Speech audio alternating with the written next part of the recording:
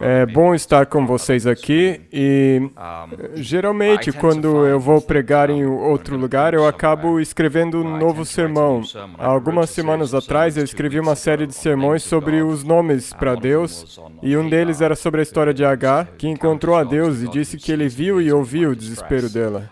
E era isso que eu ia pregar hoje, por isso que está ali na tela, mas ontem vindo para cá eu recebi algumas ligações que meio que me puxaram em outra direção. Então eu peço desculpas se você veio aqui para ouvir aquele sermão, hoje vai ser um outro. Eu, na verdade, nunca sei exatamente o que eu vou pregar até eu levantar. O Espírito Santo age, eu posso acabar indo para outra direção. Então é um privilégio e um poder estar com vocês aqui hoje. Eu queria agradecer o pastor e a esposa dele pela hospitalidade deles ontem e hoje. E obrigado pelas calorosas boas-vindas que vocês têm me dado até agora. Eu trago saudações da minha esposa, que está lá em Berrien Springs, onde aparentemente o sol não brilha tanto como aqui. Até uns 10 dias atrás nevou ainda. Então nós estamos esperando aquela notícia que disse que nós teríamos uma primavera esse ano ainda. Então sempre é bom descer para cá. Minha esposa sempre detesta quando vou para a África em janeiro. Janeiro é a época mais barata para viajar para a África. Ela não gosta quando vou para Tanzânia, Moçambique ou África do Sul e volto bronzeado pelo sol. E ela fica bronzeada por ter ficado lá limpando neve em Berrien Springs. E às vezes ela diz, bem, talvez você não deveria viajar para a África em janeiro, porque isso economiza dinheiro, mas não economiza minha coluna, que eu fico aqui limpando neve. Mas é bom estar com vocês aqui hoje. E o título para o sermão é o mesmo que a irmã Abigail leu para nós hoje. Livra-nos do mal. Eu só gostaria de dizer algumas coisas sobre a filosofia do meu pregar e eu passei a pensar dessa maneira conforme os anos, e é a seguinte: se você for um pastor de distrito pequeno, eu trabalhei na Grã-Bretanha e em Minnesota, se você for um pastor em 3 igrejas e cada uma tiver por volta de 100 membros, então você tem por volta de 300 membros na sua congregação. Cada um desses membros passa em média 4 horas por dia absorvendo influências seculares, quer sejam elas a música, o rádio, o Hollywood, a internet. A média é de 4 horas por dia, e isso é uma estimativa conservadora, absorvendo as vozes desse mundo. Então significa que todos os dias os seus membros estão expostos a 1.200 horas de materiais seculares que têm moldado o pensar deles, isso diariamente. Então, multiplique isso por, tirando o sábado, assumindo que os seus membros não consumam mídia no sábado, então sobram 313 dias no ano, o que significa que seus membros estão sendo moldados por 375 mil horas, no mínimo, de influências ímpias em um ano. São muitas horas, é muita influência. E, como resultado, isso significa que os nossos membros estão inconscientemente absorvendo uma mentalidade secular e ímpia, mesmo sem perceber. Então, como um pregador, você tem 52 sábados do ano, sendo que 2 são campais, 4 são santas ceias e 3 são férias. Ou seja, só sobram 43 sábados, e se você for dividir isso por 3 igrejas do distrito, vai sobrar por volta de 13 sábados por ano para pregar, no final das contas. E se você pregar em média 45 minutos, isso é mais ou menos 10 horas de pregação. E se você pregar uma série de sermões, seja a vida de Saul, vida de Davi, ou qualquer que seja o caso, você estará pregando por volta de 12 horas de pregações originais por ano.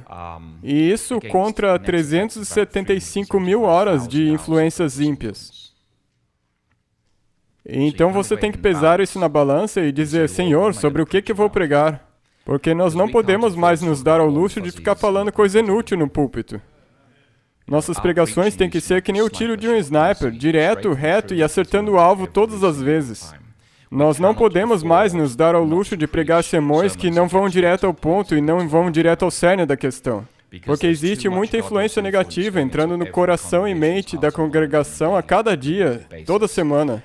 Então, se os sermões acabarem sendo diretos e francos e bem no ponto, é porque Satanás também é direto, franco e bem no ponto.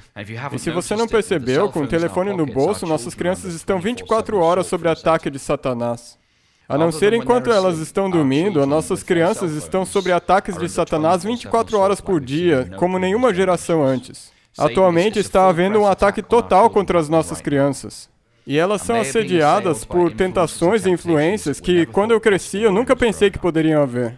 Então, por causa disso, nós não podemos nos dar ao luxo de ficar brincando no púlpito, de ficar fazendo cócegas nas orelhas.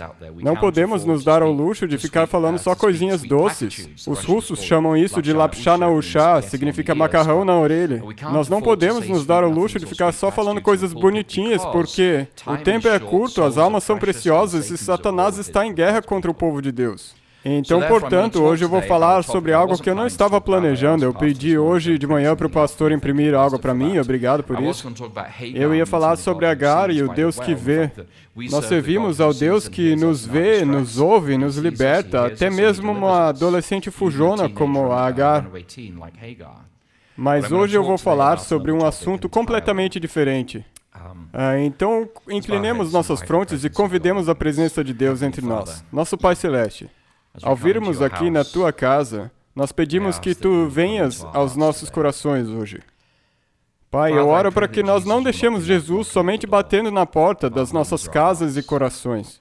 Mas eu oro, Pai, para que hoje nossos olhos se levantem dos problemas desse mundo e que a nossa fé seja renovada e aprofundada e que o nosso testemunho por Ti brilhe mais. Pai, durante esse culto hoje, eu Te agradeço pela beleza das músicas, pela leitura da Bíblia e pela chance de devolver daquilo que Tu nos destes. Pai, eu oro para que eu sirva aqui pão revigorante, pão que sirva hoje de alimento para cada um de nós presentes aqui e os que nos assistem pela internet. Obrigado, Pai, por ouvir essa oração. Em nome de Jesus eu peço. Amém. Uma estudante me ligou e disse, eu não consigo dormir de noite. E eu perguntei, o que tem acontecido? E essa estudante disse, toda vez que eu me deito para dormir, uma força vem e se força por cima de mim. Então eu perguntei a ela, o que exatamente está acontecendo? E a história continuou e ela disse, é como um ataque físico todas as noites e eu não consigo dormir, eu fico com muito medo de ir para a cama, porque eu já sei o que vai acontecer. E eu perguntei, onde você está agora? Ela disse, eu estou estudando no seminário. Ou uma menina de 13 anos que é feliz e ajustada e um dia a mãe dela encontra ela cortando os pulsos. E não existe nenhuma razão aparente pela qual isso está acontecendo. E por que isso acontece? A menina não pode dar nenhum motivo por que isso acontece. Ela simplesmente sente essa compulsão de fazer isso. Ou um jovem que tem muito medo de dormir pelo que pode acontecer com ele de noite. E ao descascar as camadas, você descobre que ele está fazendo todo tipo de coisas que não dá nem para mencionar aqui a partir do púlpito, há muito tempo na vida dele. E daí você descobre que o tio dele estuprou quando ele era pequeno. E ele desde então tem buscado por um relacionamento que faz sentido. Nós nos perguntamos, por que essas coisas acontecem? Porque isso poderia ser com qualquer um dessa igreja. Por que essas coisas acontecem? Por que adventistas estão passando por ataques demoníacos? Por que adventistas têm experimentado a mão de Satanás nos seus lares ao invés da mão de Deus? Esses casos que eu citei não são abstratos, eles são reais e recentes. São pessoas que vocês provavelmente não conhecem, mas eu conheço. Por que isso acontece? Por muitos anos, nós no Ocidente assumimos que Satanás é um fruto da imaginação primitiva e supersticiosa. Satanás aparece como essa figurinha que aparece em desenhos, que tem o tridente e rabo duplo e chifres, e a sociedade ocidental tira sarro disso. E nós... Bem, eu espero que nós não, mas muitas pessoas nos Estados Unidos celebram o Dia das Bruxas, brincando de doçuras ou travessuras, vestidas de fantasmas ou demônios, e eles acham que é simplesmente uma brincadeira. E nossas crianças enchem suas cabeças com livros que vêm de fontes ímpias e cisternas podres. Nós assistimos filmes de Hollywood que literalmente não têm lugar no reino de Deus. Nós achamos que isso não nos afeta, mas com certeza afeta. E o resultado disso é que mais e mais adventistas no Ocidente têm sofrido com ataques satânicos. E é um equívoco fatal achar que nós não somos objeto de ataque satânico. Nós sabemos, como falamos hoje de manhã na escola sabatina, Apocalipse 12:17, o verso mais famoso do Adventismo. E o dragão irou-se contra a mulher e foi fazer o quê? Guerra ao remanescente da sua semente. Então Satanás está em guerra contra nós. Ele está em guerra contra a sua família. O objetivo dele é destruir o seu casamento, as suas crianças, destruir sua saúde. Ele não quer simplesmente te matar e destruir. Ele quer te causar o máximo de dor e sofrimento que ele puder, porque é assim que ele é. Ele não é uma invenção de um passado supersticioso. Ele é um ser real, literal, maligno, que procura te destruir e a mim também, e ele é muito mais poderoso do que qualquer um de nós aqui. Quer estejamos nós unidos ou divididos, ele é muito mais fatal que nós. E, na verdade, nós podemos ver na Bíblia que existem muitos casos de pessoas tementes a Deus que estiveram sob ataque direto de Satanás. E o exemplo mais famoso no Velho Testamento de alguém que foi atacado por Satanás foi quem? Jó. E Jó perdeu seus animais, seus dromedários, seus camelos, seus jumentos, suas ovelhas, perdeu os bois, perdeu seus filhos, e até certo ponto ele perdeu o casamento também. O relacionamento dele não era muito bom, não é mesmo? Amaldiçoa esse Deus e morra, ela diz. Por que você se agarra nessa fé? Então esse é um exemplo do que nós podemos chamar de perturbação satânica. Satanás perturbando pessoas de Deus para destruir a fé delas. O propósito dele não é somente te matar eternamente, mas também de roubar a sua esperança aqui nessa vida. Então Satanás atacou a Jó para destruir a fé dele. E nós conhecemos muito bem essa história. Eu convido que vocês abram a Bíblia. Hoje não vai ter texto no telão, mas 2 Coríntios 12, verso 7. Aqui tem um outro exemplo de um homem que foi atacado por Satanás. 2 Coríntios 12. 2 Coríntios 11, 12, Paulo fala aqui autobiograficamente. Ele fala aqui o que é ser um apóstolo.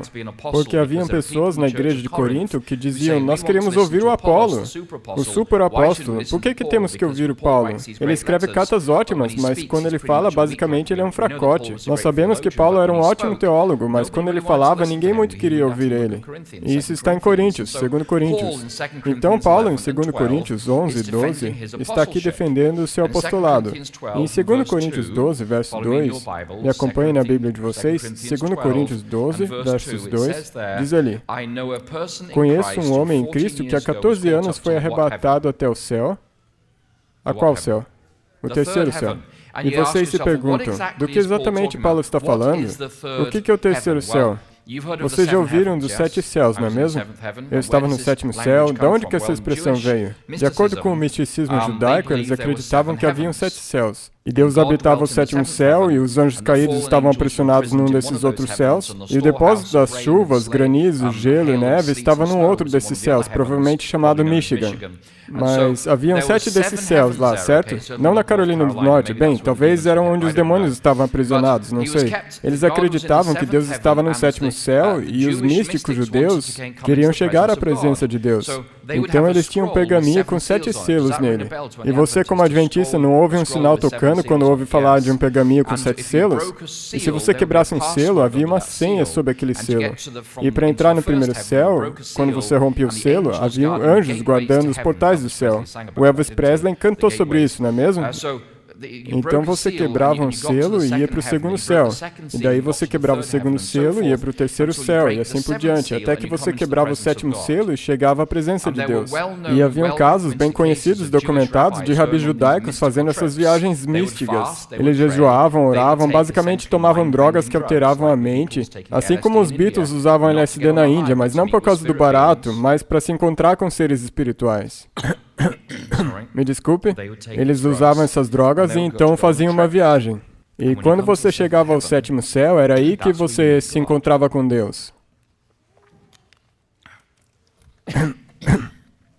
Então Paulo disse, eu conheço um homem em Cristo que foi arrebatado ao 3º céu. E ele está falando aqui de uma jornada de êxtase ao céu.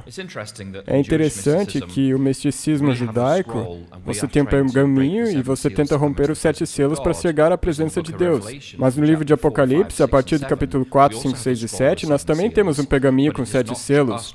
Mas não é sobre nós tentando chegar à presença de Deus. O pergaminho é dado a Jesus Cristo, o Cordeiro que foi morto desde a fundação do mundo, e ele rompe os selos. E no 7º selo é ele rompendo a humanidade na segunda vinda. Então, os judeus tentavam chegar à presença de Deus, mas no livro de Apocalipse é invertido. É Deus que rompe a história humana na segunda vinda. Então, é Deus que tem o controle da história, não nós. Então, Paulo fala aqui autobiograficamente, e ele diz no verso 4, foi arrebatado ao paraíso. O paraíso é uma palavra persa, significa o mundo inteiro em jardim. Uma palavra que aparece na Bíblia inteira significa o mundo inteiro de jardim. Por exemplo, o Jardim do Éden. Foi arrebatado ao paraíso e ouviu coisas inefáveis, que ao homem não é lícito falar. E no verso 7 ele diz, para que eu não me exaltasse acima da média pela abundância das revelações, foi-me dado o quê? Foi-me dado um espinho na carne. Todos vocês aqui já ouviram falar do espinho na carne. Paulo tinha um espinho na carne, certo? E ele diz, a saber, um mensageiro de Satanás para me esbofetear a fim de não me exaltar, acerca do qual 3 vezes orei ao Senhor para que se desviassem de mim.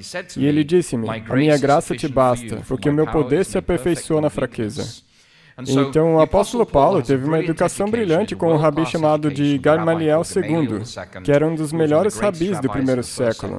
Um hebreu dos hebreus, um judeu dos judeus, da tribo de Benjamim. Os pais dele eram orgulhosos da tribo de Benjamim, porque chamaram ele de Saulo. O primeiro de Israel era da tribo de Benjamim, chamado Saul. Eles se orgulhavam da história da tribo, orgulhavam da história dos judeus, era orgulhoso das tradições dos judeus, mas zeloso com elas do que muitos da sua era.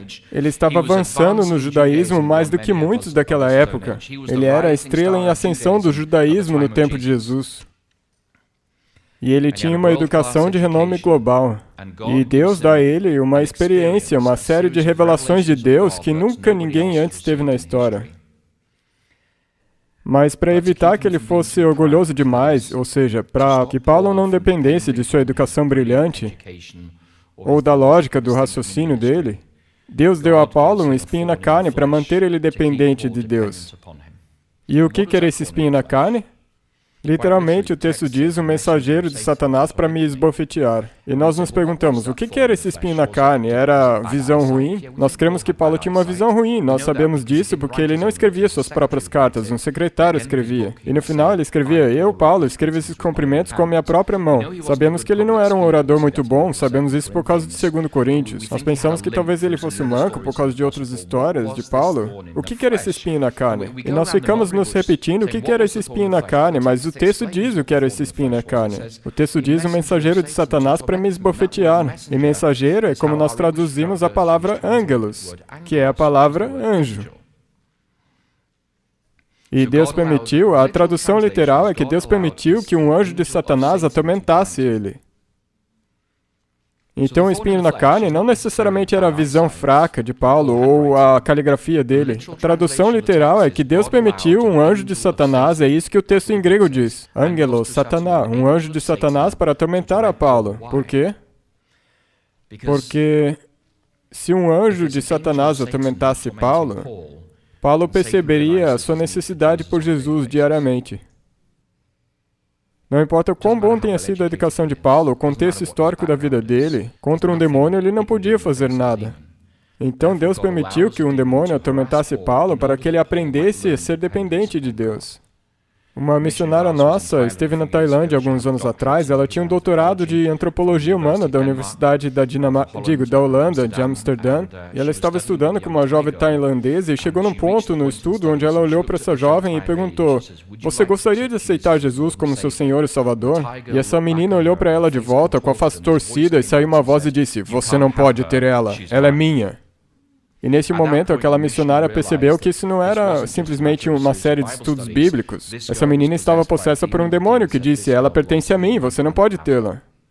E naquele momento, essa missionária me disse, ela disse, naquele momento, minha educação pulou pela janela, meu treinamento pulou pela janela, a única coisa que importava era o nome de Jesus Cristo. Isso era a única coisa que os demônios respeitavam. Então nós temos o apóstolo Paulo passando por esse tormento, e daí nós temos Pedro. Vamos para Mateus 16. E é uma passagem muito famosa, muitos conhecemos o que aconteceu aqui. Jesus vem ensinando aos discípulos repetidamente que ele iria para Jerusalém, iria ser entregue aos gentios, seria colocado em julgamento, executado, crucificado e ressuscitaria de novo. E o texto em grego aqui implica que Jesus vinha repetidamente ensinando isso aos discípulos. Se vocês não entenderam de manhã, eu vou repetir de tarde. Se vocês não entenderam de tarde, eu vou repetir de noite, para ter certeza que vocês entenderam a mensagem. Mas Pedro não quer ouvir essa mensagem de Jesus, porque ele tem sonhos de ser o primeiro-ministro no reino de Deus, não é mesmo? O Judas pode ser o tesoureiro, mas o Pedro quer ser o primeiro-ministro. Ele não precisa de um Messias que morre. Então aqui diz em Mateus 16, verso 22, acompanhe nas suas Bíblias, aqui diz, e Pedro, tomando-o de parte, começou a repreendê-lo, dizendo, Senhor, tem compaixão de ti, de modo nenhum te acontecerá isso. E esse verbo, repreender, epitimao em grego, toda vez que esse verbo aparece nos sinópticos, os evangelhos sinópticos são Mateus, Marcos e Lucas, é Jesus falando isso a um espírito. Jesus repreende os espíritos. Ele não fala com eles, ele repreende eles. Então, quando Mateus diz que Pedro começou a repreender Jesus, a implicação é que Pedro acha que Jesus está falando sobre inspiração satânica. E Jesus vira e diz para Pedro, não é eu que estou falando sobre inspiração satânica, é você. E Jesus diz a Pedro, para trás de mim, quem? Satanás. Então, nesse caso aqui, nós temos mais do que abuso. Nós temos um discípulo que está contrariando as palavras claras de Jesus. E quando um discípulo contraria os ensinos claros de Jesus, ele está involuntariamente permitindo que Satanás fale através dele. E é por isso que nos é dito em Tiago capítulo 3 que aqueles que ensinam são julgados mais duramente do que aqueles que não ensinam. Porque se você for representar a Deus no púlpito e for pregar a palavra de Deus, é melhor se certificar de que você está falando a verdade. Então, quando um discípulo de Jesus, conscientemente, deliberadamente, contraria os ensinos de Jesus, quer você perceba isso ou não, você está permitindo naquele momento que Satanás trabalhe através de você. E isso é chamado de opressão, é quando um pecado conhecido e acariciado permite que Satanás controle um aspecto do seu ser. E nós vamos falar sobre isso em mais detalhes ao estudar isso juntos. E daí nós temos Judas. Vamos para João capítulo 6, verso 17.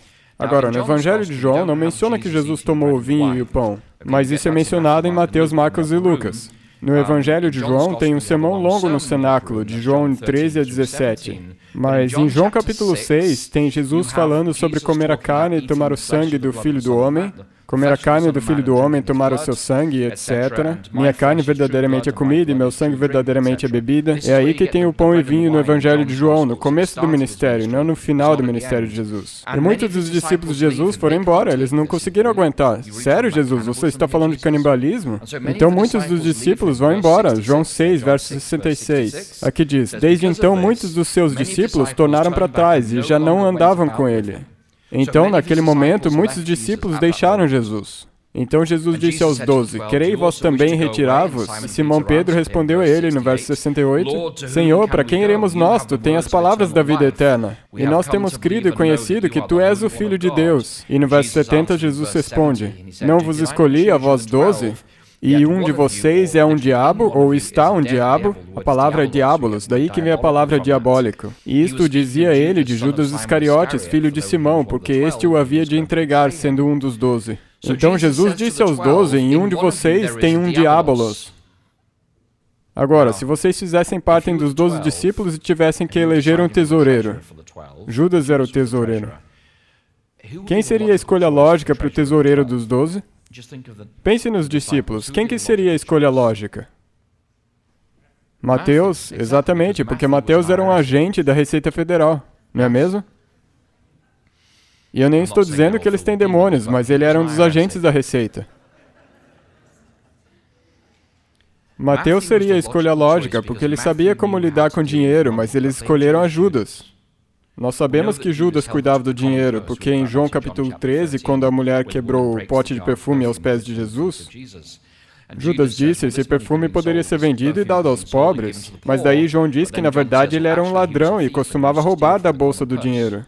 Agora, o que isso nos diz é que por 3 anos e meio, Judas, como o tesoureiro dos discípulos, estava desviando dinheiro da bolsa. E ninguém percebeu que ele estava fazendo isso. No meio de todas aquelas discussões sobre quem seria o maior no reino de Deus, não tem registro dos discípulos vindo a Jesus e reclamando sobre o relatório de gastos que não estava batendo. Então Judas escondeu dos outros discípulos o desvio de dinheiro. Ele era um criminoso de colarinho branco.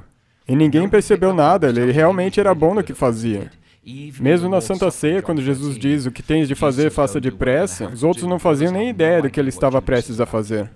Quando ele saiu para trazer os soldados para prender Jesus.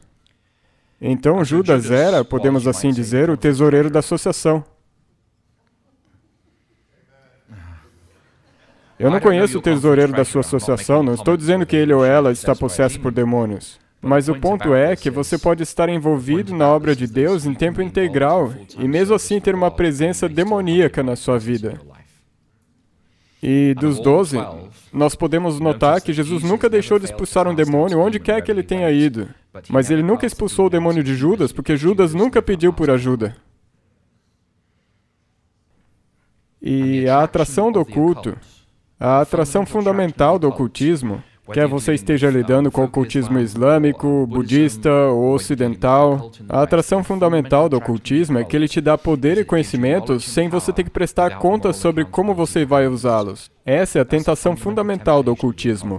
Conhecimento e poder sem uma prestação de contas moral. Seja magia negra, branca, xamanismo ou voodoo, ou para qualquer aspecto do ocultismo que você olhe, essa é a atração essencial. Conhecimento e poder hoje, sem prestação de contas. Então Judas era um administrador da igreja altamente respeitado, mas estava possesso por um demônio. E no fim do ministério, em João capítulo 13, Judas sai da presença de Jesus e diz que Satanás entrou nele. Não só um diabo, diabolos, mas Satanás entrou nele. E o texto diz, e já era noite. E já era noite. Então Nicodemos vem a Jesus no começo do ministério, no Evangelho de João. Jesus, a luz do mundo, ele vem nas horas da noite, para não ser observado. E no fim do ministério, Judas sai da presença de Jesus, ele sai da presença da luz do mundo e ele vai para as trevas literais e espirituais. E no final daquele próximo dia, na sexta-feira de Páscoa ou na sexta-feira santa, tanto Judas como Jesus estavam pendurados no madeiro do lado de fora da cidade de Jerusalém. Judas pendurado pelo amor ao dinheiro e Jesus pendurado pelo amor a você e a mim. Duas pessoas com caminhos muito diferentes na vida. Então, como nós reagimos? Como nós reagimos aos ataques de Satanás na nossa vida? Eu gostaria de agradecer à irmã Abigail por ter lido as Escrituras hoje. Obrigado por ter lido muito bem. E eu gostaria que vocês abrissem a Bíblia nesse texto que ela leu, Mateus 6, capítulo 13. Vocês todos conhecem, nós sabemos o Pai Nosso de cor. O pão nosso de que nos dai hoje? O pão de cada dia. E perdoa as nossas dívidas como nós perdoamos aos nossos devedores. E não nos deixe cair em tentação. E a minha Bíblia aqui, a minha versão diz, livra-nos do maligno. Como está na sua versão? Ela diz, mas livra-nos do mal? É, essa é a tradução tradicional, sim. Tem uma versão que diz, livra-nos do maligno, certo? Agora, quando Jesus nos ensinou a orar, livra-nos do maligno ou do mal, primeiro eu gostaria de fazer a pergunta, quão frequentemente nós deveríamos orar o Pai Nosso? Diariamente, porque no Pai Nosso diz, o pão nosso de cada dia nos dai hoje. Se você quer comer diariamente, você tem que pedir ao Pai Celeste por sustento diariamente, para que Ele te dê forças para passar o dia. E porque nós pecamos diariamente, é por isso que nós temos que pedir pelo perdão de Deus diariamente, assim como nós perdoamos aqueles que pecaram contra nós. Então, por implicação, o Pai Nosso é uma oração que nós, como discípulos de Jesus, deveríamos orar diariamente. E no meio dessa oração, Jesus diz, livra-nos do maligno. Ele não está dizendo para nós orarmos para nos livrar do mal como um conceito abstrato, como a chuva no dia do seu casamento, certo? Ele não está dizendo para você orar para que o pneu não fure quando você dirige para uma reunião de família no dia de ação de graças. Não é desse tipo de mal que Jesus está falando. Ele não está falando da sua sogra visitar sem avisar. Não é desse tipo de mal que Jesus está falando. Você pode até pensar assim, mas não é desse tipo de mal que ele está falando. Perdão às sogras que se encontram aqui hoje. Jesus está aqui falando literalmente, livra-nos do maligno. As versões mais modernas traduzem mais minuciosamente. Nós devemos orar diariamente para o nosso Pai Celeste nos livrar dos ataques do maligno. Não do mal no geral, não da inflação ou do preço da gasolina, mas dos ataques do maligno. Porque Satanás é um ser real, pessoal, maligno, e o propósito dele é destruir. O Filho do Homem veio buscar e salvar o perdido, mas o propósito de Satanás é buscar e destruir todo mundo que tem o dom da salvação. Então nós devemos orar diariamente: Pai Celeste, nos livra dos ataques do maligno. E quem é esse maligno do qual Jesus falou aqui? Satanás. Apocalipse 12 e 1 Pedro 5 indica exatamente quem ele é. Ele é conhecido como o diabo, a antiga serpente do Éden, o dragão, o enganador de todo mundo, o leão bramando à procura de quem possa tragar, o homicida desde o princípio, o pai da mentira. Nós estamos falando aqui do próprio Satanás. Agora, nós pedimos que nosso Pai Celeste nos livre dos ataques de Satanás, mas como nós cooperamos com esse processo? Porque não é só dizer: ah, Pai, me livre dos ataques de Satanás, mas eu vou viver do meu próprio jeito. Nós também temos aqui uma responsabilidade. E nós achamos parte dessa responsabilidade indicada em Atos 19. Abram suas Bíblias em Atos capítulo 19. Aqui é a igreja de Éfeso, onde o Evangelho havia sido proclamado pela primeira vez. E quando Paulo foi a Éfeso, eles tinham uma ótima biblioteca ali. E se você algum dia tiver a chance, visite a Turquia. A Turquia é um ótimo lugar para visitar. Visite as 7 igrejas na costa ocidental da Turquia. Esses lugares são realmente incríveis. A antiga Éfeso está muito bem preservada. Lá tem um anfiteatro gigante onde eles clamavam Grande é a Diana dos Efésios. E lá de cima você consegue ouvir alguém falando lá de baixo. A acústica é ótima. É um anfiteatro gigante. E no meio de Éfeso você tem a biblioteca. Tem uma fachada com a altura de uns 5 andares com 2 mulheres ali esculpidas. As mulheres da família que doaram dinheiro para construir essa biblioteca, elas estavam com a cabeça coberta, como na época. E você pode ver, você pode dar uma volta nas ruínas da biblioteca, eles têm até os banheiros públicos. Você pode ir ali e tem umas placas de mármore com buracos nelas, a uns 90 centímetros de distância. Os banheiros públicos não têm muito espaço, não é verdade? Você pode ir a essa biblioteca de Éfeso. E as pessoas de lá tinham livros, e eles eram muito caros. Em Atos 19, diz ali que quando as pessoas ouviram o Evangelho, várias pessoas que praticavam magia juntaram seus livros e queimaram publicamente. E quando o valor desses livros foi calculado, eles chegaram a um valor de 50 mil moedas de prata. Na época, dava para comprar um escravo com 30 pedaços de prata. Então, 50 mil pedaços de prata era muito dinheiro, mesmo no tempo do apóstolo Paulo. E o que esse texto quer dizer é que eles queimaram qualquer coisa que tinha a ver com ocultismo na vida deles. Eles fizeram uma limpeza em casa, se livraram dessas coisas. Não havia nenhum lugar na casa desses novos cristãos para qualquer artefato ou livro que tivesse qualquer coisa que ver com Satanás ou seu reino. Eles se livraram de tudo, isso é conhecido como uma limpeza doméstica. E às vezes lá em Barren Springs, quando alguém diz que está passando por um problema, eu venho e faço uma visita. Venho com algumas pessoas que também fazem esse tipo de ministério. Nós oramos, jejuamos por alguns dias. Nós vamos à casa da pessoa e no começo nós falamos: está tudo bem se nós fizermos uma limpeza na casa? E por limpeza eu quero dizer passar pela casa inteira. E eles dizem sim. Elas estão muito assustadas com o que Satanás faz na vida delas, e quando nós fazemos uma limpeza na casa, nós olhamos em tudo, em cada prateleira, cada gaveta, cada armário, cada lugar, para ver se elas têm alguma coisa em casa que está dando permissão para Satanás entrar na vida delas. E é incrível o que você encontra em lares adventistas. E pode ter uma estátua de Buda que eles compraram recentemente numa viagem para a Tailândia. Eles podem ter ido para o Haiti numa viagem missionária e voltado com uma máscara de voodoo de souvenir. Quando adolescentes, eles podem ter brincado com uma tábua de Ouija que ainda está no porão numa caixa. Podem ter brincado com cartas de tarô. Antes de casar, podem ter visitado uma vidente para fazer um traçamento astral. Essas coisas acontecem mesmo entre adventistas. E daí eles se perguntam por que essas coisas da leitura de horóscopo ficam acontecendo na vida delas. A resposta é: se você age nas promessas de Deus, essas promessas se tornam verdadeiras na sua vida. E se você acredita nas mentiras de Satanás, elas também se tornam realidade na sua vida. E quando eu vou na casa de alguém, uma coisa que elas nunca querem que eu veja é quando eu digo: abra o computador e me mostre o histórico da internet. E isso é o santo dos santos para muita gente hoje em dia, o histórico do navegador da internet. E daí eles abrem e você nem fica mais horrorizado. Depois de uns anos fazendo isso, você nem fica mais chocado com o que você acha no histórico de alguns membros da igreja. É terrível. Às vezes você acha coisas realmente estranhas. Uma vez eu estava ajudando um cara que tinha uns CDs de auto-hipnose. Ele vinha lutando para perder peso e comprou uns CDs que ele colocava para ouvir enquanto ia dormir. Ele não tinha ideia do que os CDs diziam. E uma semana depois de começar a ouvir esses CDs, ele na igreja levantava e começava a xingar Jesus. Havia algo de errado acontecendo ali. Esse era um membro honrado da igreja. Então nós passamos pela casa dele e achamos esses CDs de auto-hipnose de uma editora da Nova Era. E nós dissemos, provavelmente é isso aqui a causa do seu problema. E demorou 2 dias de conversa com ele antes dele tomar coragem e decidir jogar os CDs no lixo. Sabe, você tem que pedir ajuda para Deus. Judas nunca pediu por ajuda, por isso que Jesus nunca livrou ele. E Jesus nunca falhou em libertar alguém que pediu por ajuda. E limpar a sua casa é literalmente uma maneira de pedir ajuda a Deus.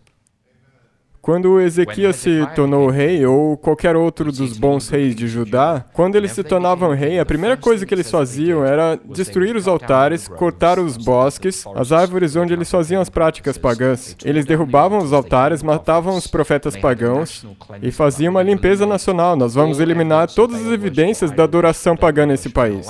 Porque o nome dos ídolos são, na verdade, nomes de demônios.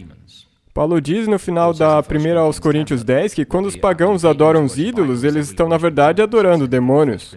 Então, esses deuses pagãos antigos, Baal, Astarote, Dagon, Moloque, são, na verdade, nomes de demônios. Quando Deus no Velho Testamento falava de adultério espiritual, não era porque eles estavam simplesmente se curvando a ídolos, mas sim se curvando a demônios.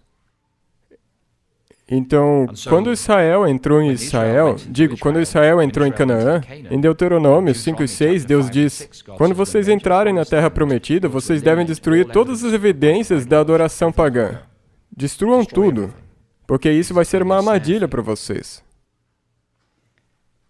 Então nós temos que estar cientes hoje de que quando nós temos coisas em nossas vidas que nós não podemos oferecer a Deus como uma oferta santa, na verdade, nós estamos abrindo a porta para Satanás na nossa vida, saibamos nós disso ou não. Então agora eu gostaria que você pensasse muito bem. Se o Espírito Santo estiver te tocando agora, se houver algo na sua casa, na sua vida, no seu coração, que você não puder dar como oferta santa para um Deus santo, então vá hoje para sua casa e se livre disso. Destrua. Tire isso da sua vida. Tire isso da sua casa. Tire isso da sua família. Tire isso do seu casamento. Isso pode ser videogames violentos, pode ser escolhas ruins de entretenimento. Jesus morreu para nos livrar dessas coisas com as quais nós estamos nos entretendo. Pensemos muito bem com aquilo que nós permitimos entrar em nossas mentes. Sejam pensamentos vingativos ou imorais, substâncias que viciam, pornografia, orgulho, autossuficiência espiritual, a maldição da fofoca e maledicência. Talvez você comprou alguns souvenirs de outros países. Eu viajei pelo mundo várias vezes e além de um tapete perso e um samovar russo, eu não tenho nada para mostrar que eu andei viajando. Eu não quero ter nada na minha casa que eu não saiba exatamente de onde veio. Porque eu sei como Satanás age. Então, se houver algo na sua vida, algo na sua casa, algo nas suas prateleiras, um hábito na sua vida, uma atitude no seu coração que você sabe ser inconsistente com o reino de Deus, não simplesmente venha para a igreja e aproveite o banquete espiritual, mas vá para sua casa e peça a Deus que Ele te dê forças para se livrar disso. Limpe a sua casa, limpe o seu casamento, porque enquanto você tiver essas coisas na sua casa, no seu coração, você estará dando Satanás a permissão para agir. Eu não vim aqui para pregar um sermão para vocês se sentirem bem, eu vim aqui porque o tempo é curto e as almas são preciosas. E a sua salvação vale muito mais do que esse mundo tem a oferecer. Então, se o Espírito Santo está falando com você agora, não apague o Espírito. Lide com isso quando chegar em casa. E não enrole, porque enquanto você mantém essa coisa na sua vida, na sua casa, Satanás vai ter permissão para agir. E a próxima coisa que nós fazemos, abramos a Bíblia em Efésios 6, nós oramos por libertação de Satanás, e é isso que nós achamos em Mateus 6, verso 13. E a próxima coisa que nós fazemos é encontrada em Efésios 6. E essa é a armadura de Deus, e nós todos conhecemos a armadura de Deus. E eu vou começar a ler em Efésios 6, verso 10. Esses versos são para nós muito conhecidos, e diz aqui, quanto mais sede fortalecidos no Senhor e na força de quem? Do seu poder. Nós não podemos lutar contra Satanás por nós mesmos, mas Deus tem autoridade sobre ele. E Deus pode nos libertar de ataques satânicos. E vestivos, verso 11, de toda a armadura de Deus para poderdes ficar firmes contra as ciladas do diabo, ou seja, os enganos. E isso é um ponto importante. Cada tentação, cada um dos ataques de Satanás é uma mentira. Cada tentação funciona desse jeito. Se você fizer isso ou aquilo ali, vai ser positivo para você desse jeito aqui. Cada tentação funciona sobre essa premissa. Se você fizer isso, vai ter esse resultado bom aqui. Cada tentação é uma mentira. Então o apóstolo fala aqui das ciladas de Satanás. Satanás tenta nos enganar através da tentação. Porque a nossa luta não é contra o sangue e a carne. Então a nossa luta não é contra o Obama, ou os Clintons, ou o Trump, ou o Biden. Como cristãos, eles não são nossos inimigos. E sim contra os principados e potestades, contra os dominadores desse mundo tenebroso, contra as forças espirituais do mal nas regiões celestes. E essas duas palavras que ele falou aqui, principados e potestades, Paulo usa ao longo dos seus escritos para falar de anjos caídos. Nós não vamos ter tempo para fazer esse estudo hoje, mas o nosso inimigo é Satanás e os anjos caídos. São eles que nos atacam. Portanto, disse o apóstolo Paulo, tomai toda a armadura de Deus para que possais resistir no dia mau, e depois de vencido tudo, permanecer inabaláveis. Estai, pois, firmes, tendo cingido os vossos lombos com a verdade. Então, no verso 13 e também no verso 14, o apóstolo Paulo diz um imperativo. Ele diz, fiquem firmes.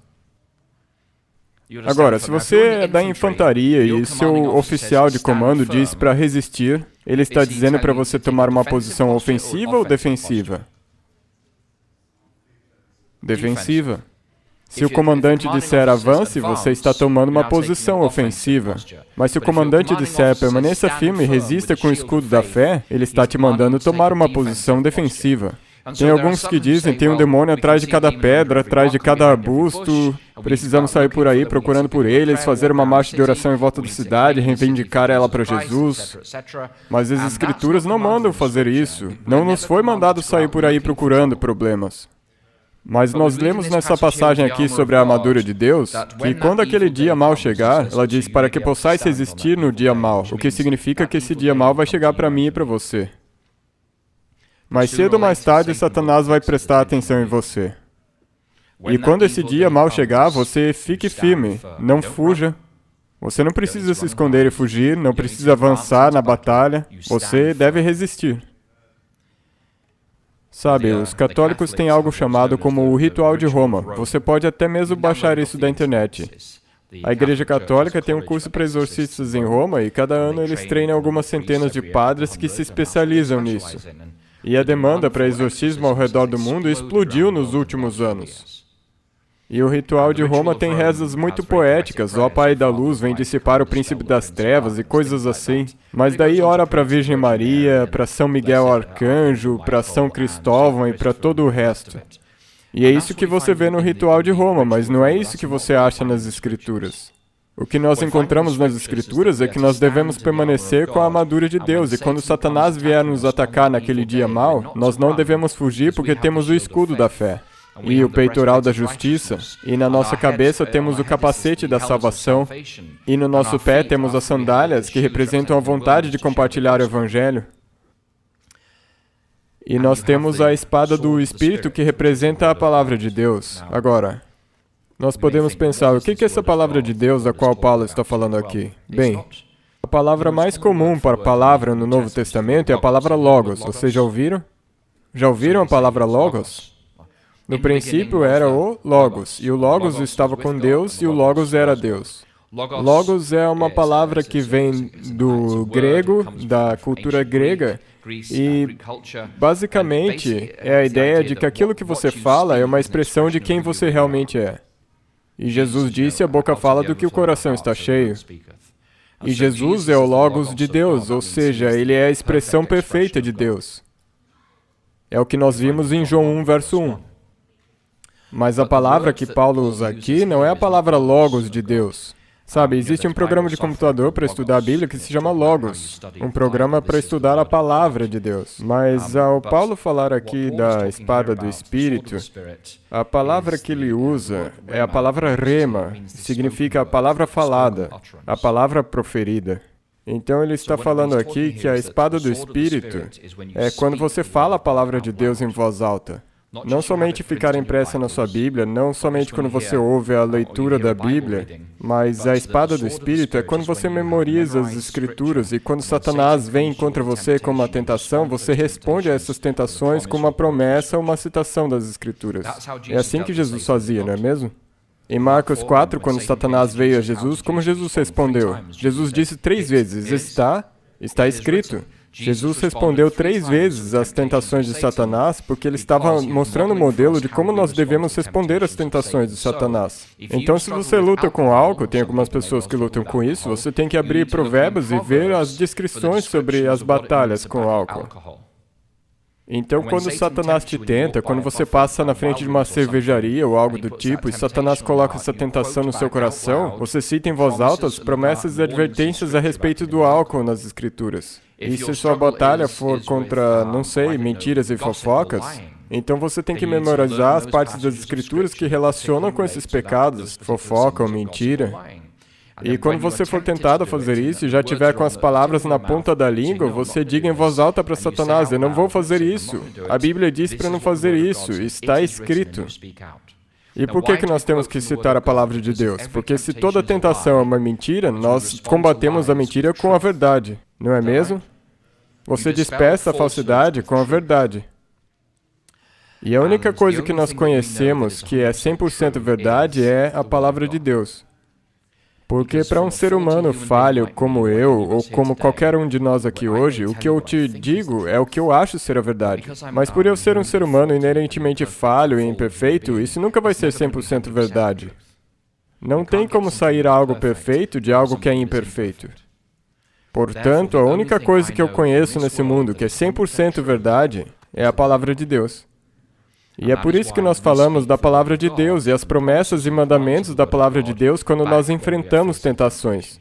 Então, quando Satanás vem com uma tentação, você precisa aprender as promessas e as passagens que se relacionam com essa tentação específica que você tem, porque todo mundo tem o seu ponto fraco. E você pode decorar ou escrever num cartãozinho e carregar no bolso, e quando Satanás te tentar, você responde. Por exemplo, muitas pessoas sofrem com culpa. E Satanás ataca e diz, você acha que Deus realmente poderia te perdoar? Olhe para o que você fez, para o que você disse, para o seu passado. Você realmente acha que pode fazer parte do reino de Deus? E ele fica jogando com essa falsa culpa. E a sua resposta deve ser, se confessarmos os nossos pecados, Ele é fiel e justo para nos perdoar os pecados e nos purificar de toda a injustiça. Não de parte da injustiça, mas de toda a injustiça.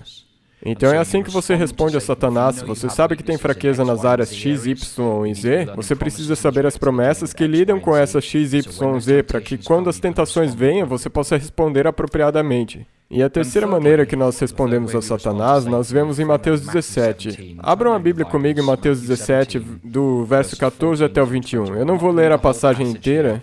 Aqui é quando Jesus desce do Monte da Transfiguração e eles encontram um menino e eles acham que esse menino é epiléptico, no verso 15. E os discípulos não conseguem expulsar o demônio. E no verso 18, Jesus repreende o demônio. Dá para dizer assim, não é? Jesus repreendeu o demônio. E aqui é a mesma palavra usada no capítulo 16, quando Pedro começou a repreender Jesus. Aqui é um belo exemplo dela. E Jesus repreendeu o demônio, que saía do menino, e desde aquela hora o menino sarou. Verso 19. Então os discípulos, aproximando-se de Jesus em particular, disseram, por que não podemos nós expulsá-lo? E Jesus lhes disse, por causa da vossa incredulidade, porque em verdade vos digo que se tiverdes fé como um grão de mostarda, direis a este monte, passa daqui para acolá, e nada vos será impossível. E daí algumas versões dizem, mas essa casta de demônio não se expulsa senão pela oração e pelo jejum. Muitas versões modernas não têm essa parte, depende dos manuscritos que elas usaram. Então Jesus disse, mas essa casta de demônios só sai pela oração e jejum.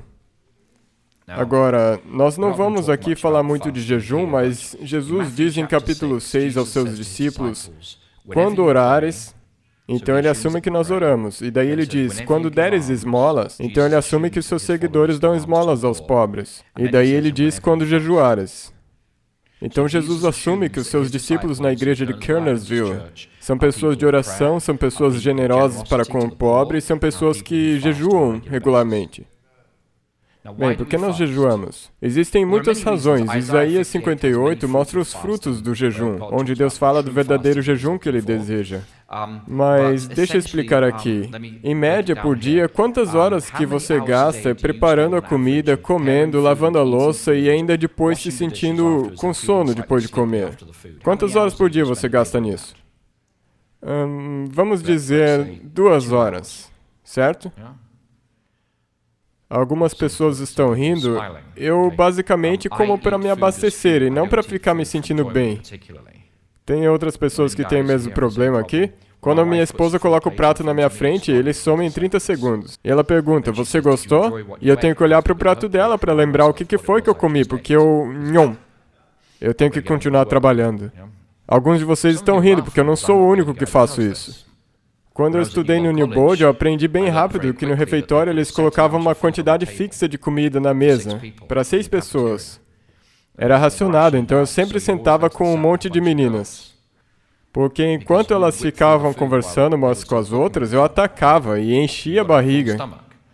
Eu não arranjei nenhuma esposa lá, talvez esse que foi o motivo.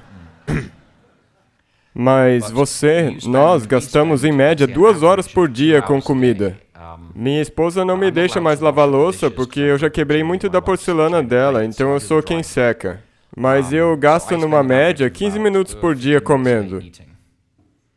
A comida entra pela tampa, desaparece e eu vou embora. Mas para uma pessoa normal é em média 2 horas. Nós somos pessoas ocupadas, não é mesmo? Todos nós somos muito ocupados. Se você jejuasse por 24 horas, você poderia ter criado 2 horas a partir do nada que você poderia usar para orar. Então, ao jejuar, você está criando tempo para oração. Entende? Ok, essa foi a primeira coisa. A segunda é, quando você jejua, você tende a se sentir fraco, não é mesmo? Sim, você se sente fraco, e se você jejuar por 48, 72 horas, você vai se sentir muito fraco. Agora, por que nós jejuamos? O que isso simboliza?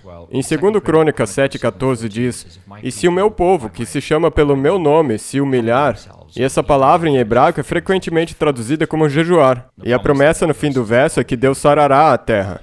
Sabe, quando você enfrenta uma batalha espiritual e você jejua, o que você está dizendo para Deus é, tem uma batalha diante de mim, mas a vitória não vai ser pelo meu poder, mas somente pelo teu poder. É uma atitude de humildade diante de Deus, dizendo, eu não consigo lutar essa batalha. E ao jejuar fisicamente, eu estou me humilhando diante de ti. E eu direi, a ti seja honra e glória, e quando a vitória for alcançada no seu nome, e com o seu poder, eu me levantarei e te louvarei depois disso. E eu não vou me gloriar em nada disso. Então, jejuar é uma maneira de se humilhar diante de Deus, deixando Ele no campo de batalha, ao invés de lutar as batalhas pelas nossas próprias forças. Então, Jesus disse, essa casta de demônios só pode ser expulsa com oração e jejum. E é verdade que existe uma hierarquia do mal entre os demônios. Em Mateus 12 diz que quando um espírito imundo é expulso, ele anda por lugares áridos, e daí se ele volta para a casa onde estava e encontra ela desocupada, varrida e adornada, e daí ele diz, eu vou morar aqui. Jesus disse que ele acha 7 outros espíritos piores do que ele. E eles voltam para essa pessoa e a condição dela fica pior do que era antes. O que você vê nesse ensino de Jesus é que existe uma hierarquia de mal entre os demônios. Eles não são iguais, alguns são piores do que outros. Mas o que nós também vemos aqui é que uma casa vazia não é uma boa casa. Vocês entendem? Algumas pessoas acham, especialmente no Ocidente, eles acham que tem o reino de Deus de um lado, dos discípulos de Jesus, e Ele não somente é o seu Salvador, mas o seu Senhor, o que significa que você segue os mandamentos dele. E do outro lado ali tem o reino de Satanás, que eu não quero ter nada que ver, mas eu brinco com isso, e agora isso afeta a minha vida aqui nessa terra de ninguém. E essa ideia de que existe uma terra de ninguém, onde eu posso viver do modo americano, sem interferência de Satanás, é uma mentira. Não existe nenhuma terra de ninguém. Existe o reino de Deus e o principado de Satanás, e nada no meio. Então, frequentemente, pessoas seculares vêm a mim e dizem, pastor, eu tenho um problema, eu brinquei com isso ou com aquilo, e agora tem uma sombra na minha vida. E eu quero que você me livre disso, porque você é um pastor e Jesus tem autoridade sobre os demônios. E eu quero que você me livre dessa sombra que vem desse lado do universo, para que eu possa continuar a viver minha existência secular e sem Deus. E basicamente continuar correndo atrás dos prazeres da vida. Mas daí a gente volta àquele ensino de Jesus que diz que uma casa vazia, em breve não vai ter somente 1, mas 8 demônios. E essa sua segunda condição vai ser pior do que você estava antes. Eticamente, eu não posso te ajudar se você não for virar um discípulo de Jesus. Porque se eu disser assim, eu vou orar e pedir que Jesus te liberte para você voltar para a sua existência secular, e a casa da sua vida não for preenchida com a presença do Espírito Santo, então no final você vai ter mais demônios, vai ser pior do que estava antes. Então quando alguém pede por ajuda, eles não têm que somente pedir que Jesus liberte eles. Não só pedir que Jesus seja o Salvador deles, mas tem que pedir que Jesus seja o Salvador e Senhor da vida deles. Senhor da minha vida e Salvador pela eternidade. Então, se você quiser que Jesus te liberte dos ataques de Satanás, você também tem que pedir que Ele seja o Senhor da sua vida. O que significa que temos que obedecer os ensinamentos dele. No Ocidente, isso não é bem visto, mas Jesus mandou os apóstolos nos ensinarem a obedecer tudo que Jesus ensinou a eles. Não é legalismo obedecer os ensinamentos de Jesus. É uma expressão da sua lealdade e do seu amor por Ele. Então, se a minha esposa disser, é nosso aniversário de casamento, vamos naquele restaurante caro que eu gosto, e eu dirijo e passo dele e vou para um restaurante de fast food. Seria um restaurante, mas eu não estaria honrando o nosso relacionamento. Eu só fiz isso uma vez na vida e nunca mais. Eles pararam de vender aqueles burritos de 7 camadas, e então a tentação acabou. Mas agora falando sério, se houver uma presença satânica e uma sombra na sua vida, e você quiser que Jesus te liberte, você precisa se comprometer, você precisa entregar a Jesus a soberania daquela parte da sua vida. Você não pode ter um quarto escondido na sua vida e dizer, Senhor, você pode ser o Senhor de tudo, mas esse daqui é o meu pecadinho favorito e você pode fazer vista grossa quanto a ele. É aí que Satanás vai ganhar controle sobre uma parte da sua vida. E para a maioria das pessoas do Ocidente hoje em dia é a pornografia. Esse é o problema número 1, e o problema número 2 que eu encontro é abuso sexual infantil. Essas coisas voltam para assombrar as pessoas de maneiras muito terríveis. E só um comentário, eu recomendo que se faça checagem de antecedentes, porque vocês não fazem ideia das consequências horríveis desse tipo de abuso, até que você trabalhe tentando ajudar pessoas que foram abusadas sexualmente. Então protejam seus jovens, protejam suas meninas, protejam seus meninos. Então nós cooperamos com Deus ao orar o Pai Nosso, ao entregar para Deus qualquer coisa na nossa vida que não possa ser dada a Ele como um sacrifício santo. Nós cooperamos com Ele ao resistir com a armadura de Deus e ao usar a espada do Espírito, memorizando a Bíblia e citando em voz alta quando Satanás nos tenta.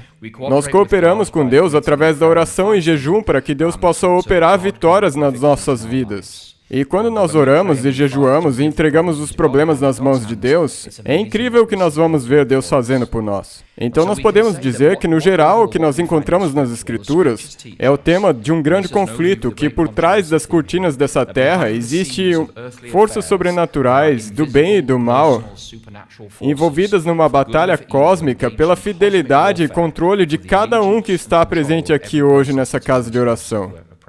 A Bíblia ensina sobre a existência de um ser literal e maligno, conhecido como Diabo, antes conhecido como Lúcifer em Isaías 14, agora chamado Satanás, o acusador, que tinha a mais alta posição e era o anjo mais belo em Ezequiel 28. As Escrituras ensinam que houve uma queda e o orgulho tomou conta do coração dele, e 1/3 dos anjos do céu se rebelaram juntamente com ele contra Deus. Apocalipse 12:4. E no final dessa primeira guerra no céu, isso não soa como um paradoxo, uma guerra no céu? Nós queremos ir para o céu, mas a primeira guerra de todas foi no céu. E no fim dessa primeira guerra no céu, ele foi fisicamente, literalmente expulso do céu, acabando por vir habitar nesse planeta aqui, a Terra. Ruim para quem mora aqui. As Escrituras ensinam que Satanás e seus anjos caídos continuam até hoje travando uma guerra impiedosa contra o reino de Deus e tudo que é bom e nobre nesse universo.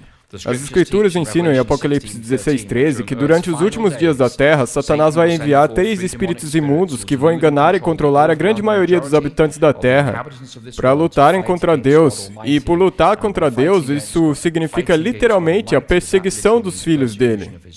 Assim como Jesus disse, Saulo, Saulo, por que me persegues? Quando ele estava indo perseguir os cristãos em Damasco. As Escrituras ensinam que Satanás trará um engano esmagador no fim dos tempos para, se possível, enganar até mesmo os eleitos de Deus e aqueles que não receberam amor pela verdade, segundo Tessalonicenses 2, 9 e 10. Notem que Paulo não diz que Satanás tenta enganar aqueles que somente conhecem a verdade. Você pode conhecer a verdade, até os demônios conhecem a verdade e tremem. Ele fala aqui dos que amam a verdade, não somente dos que conhecem a verdade, mas dos que amam a verdade das Escrituras. É um envolvimento de coração e mente com Deus. Nós precisamos amar e conhecer a Deus por nós mesmos. Somente então estaremos seguros contra o engano final. As Escrituras ensinam que esses anjos tendem a cair na humanidade, tornando a nós atraentes os nossos pecados de omissão e comissão, e que eles nos insultam e nos tormentam. As Escrituras nos ensinam que as forças do mal que nos oprimem hoje e estão ao redor do país são tão poderosas que na nossa humanidade não temos esperança de resistir com sucesso a essas forças do mal por nós mesmos. E é precisamente por isso que nós precisamos vestir a armadura de Deus. As Escrituras ensinam que no primeiro Natal, a chegada do reino de Deus estabeleceu uma oposição direta entre o reino de Satanás e o reino de Deus. E as boas novas do Evangelho é que as forças das trevas nunca puderam extinguir a luz do mundo. João 1:5. A luz resplandece nas trevas e as trevas não prevaleceram contra ela. E é isso que está escrito, e o que o verso diz é que existe luz e existe trevas. E Jesus é a luz do mundo, ele diz a nós em Mateus 5, ou 6, onde que era mesmo? Mateus 5, vocês, como cristãos, vós sois a luz do mundo. E as trevas não prevaleceram contra ela. Significa que as trevas em todas as gerações tentaram extinguir a luz. Significa que nós estamos numa batalha e as trevas procuram apagar a luz dessa igreja e da sua vida. Mas as trevas não apagaram a luz. Essa é a boa notícia de João 1:5. As Escrituras ensinam em 1 João 3:8 que a razão pela qual o Filho de Deus se manifestou foi para destruir as obras do diabo. Amém?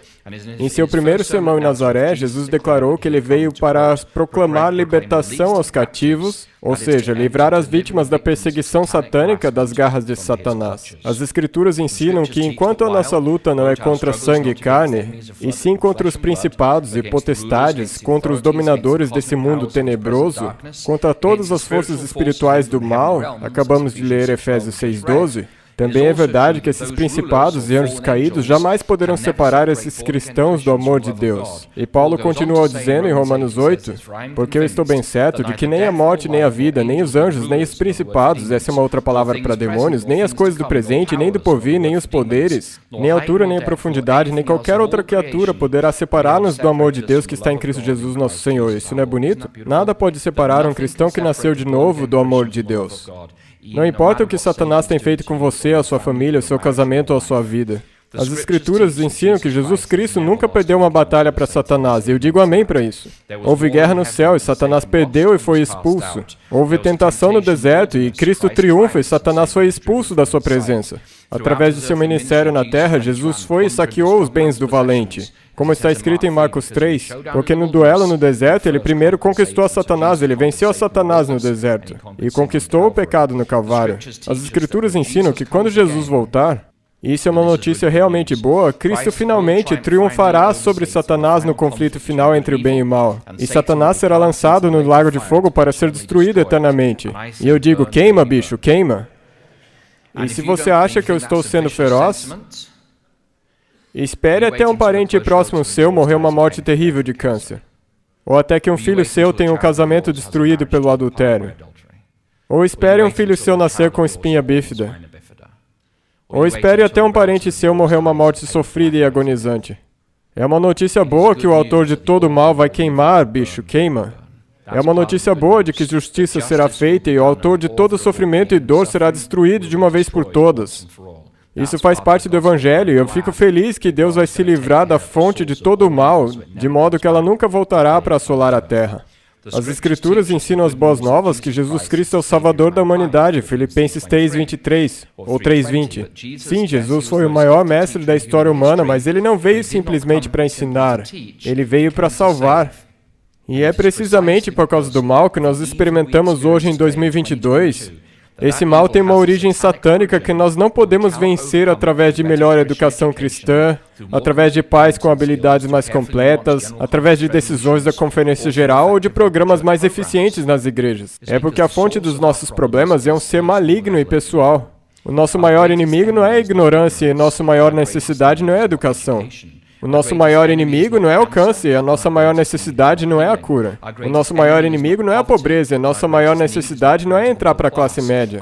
O nosso maior inimigo não é ter um iPhone 10, a nossa maior necessidade não é ter um iPhone 13. O nosso maior problema não é ter um mau namorado e a nossa maior necessidade não é achar um bom namorado. O nosso maior inimigo não é o racismo, a nossa maior necessidade não é a justiça racial. O nosso maior problema não é a degradação do meio ambiente, a nossa maior necessidade não é uma natureza intocada. O nosso maior maior problema não é o analfabetismo, a nossa maior necessidade não é a educação.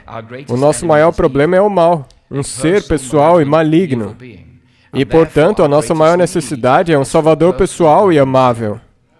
E esse Salvador é Jesus Cristo, que veio a esse mundo não para condenar, mas para que através dele o mundo tenha vida eterna. João 3, verso 17. Então as Escrituras ensinam que porque Jesus Cristo é o mesmo ontem e hoje e para sempre, e porque Ele tem toda a autoridade nos céus e na terra, portanto, Ele pode também salvar perfeitamente os que se chegam a Deus através dele, vivendo sempre para interceder por eles. Nós servimos a um Salvador incrível. O nosso maior problema é o problema do mal. A nossa maior necessidade é um Salvador pessoal.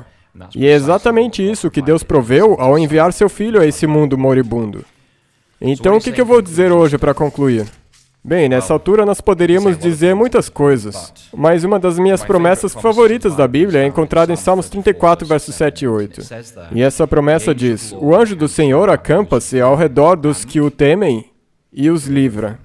E o próximo verso diz o seguinte: provai e vede que o Senhor é bom, bem-aventurado o homem que nele confia. É uma bela promessa. E é uma coisa muito difícil de explicar o amor de Deus para uma pessoa que nunca, na verdade, experimentou ele. Tipo, se eu tivesse que dizer para você, e você nunca tivesse experimentado sorvete, e eu quisesse descrever para você como é o sorvete, eu diria que é tipo margarina doce, mas isso faria justiça ao sorvete? Não, mas como você descreveria o sorvete para alguém que nunca experimentou ele? Isso talvez é um bom exercício para fazer hoje de tarde. Vá para casa e tente descrever o sorvete para alguém que nunca experimentou ele. É uma coisa difícil. Mas o salmista diz: provai e vede que o Senhor é bom. Nós somente verdadeiramente experimentamos a vontade de Deus quando você experimenta algo, coloca na sua boca, isso é uma expressão de confiança. Você não comeria nada dado por alguém que você não confiasse. Quando você põe uma coisa na sua boca, você está dizendo para o bem ou para o mal, para a riqueza ou para a pobreza, para o bem ou para o mal, que aquilo pode ser uma fonte de nutrição ou de punição, ou uma fonte de veneno. Então, quando você coloca uma coisa na sua boca, você experimenta algo, você está confiando inteiramente naquela pessoa. Então, quando você prova e vê, você descobre que o Senhor é bom. E daí você descobre o quão bem-aventurado é aqueles que nele confiam. Agora, voltando ao Iraque, em 2014 e 2015, eu estive lá com um amigo que fala árabe básico.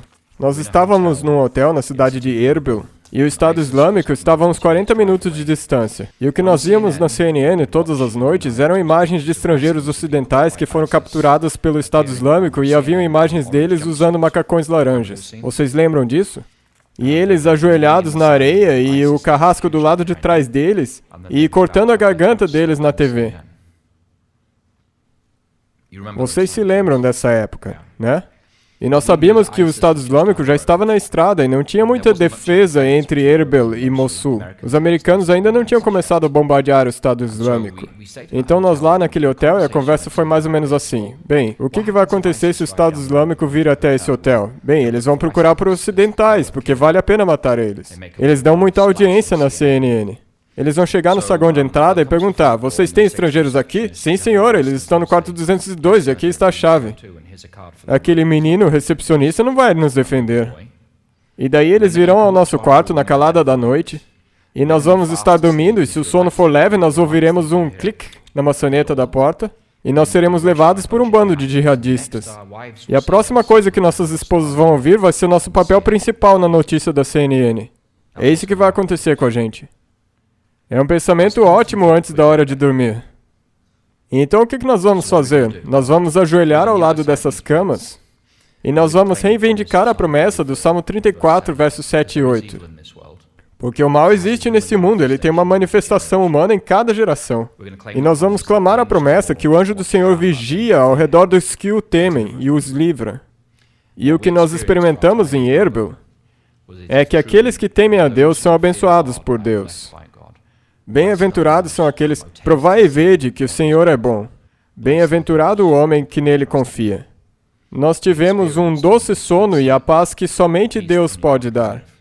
E a certeza de que não importa o que acontecesse, se nós fôssemos pegos ou não, o nosso futuro estava nas mãos de Deus. Então eu gostaria de encorajar a vocês hoje, como congregação, se vocês ouviram o Espírito Santo falar aos seus corações hoje, não apaguem o Espírito.